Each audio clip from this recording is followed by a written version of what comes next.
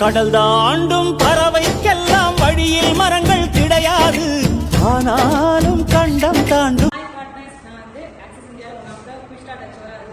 என் பேர் வரச்செல்வி. நான் திருநெல்வேலி மாவட்டத்தில் இருந்து இந்த ஒர்க்கை பண்ணிட்டு இருக்கேன்.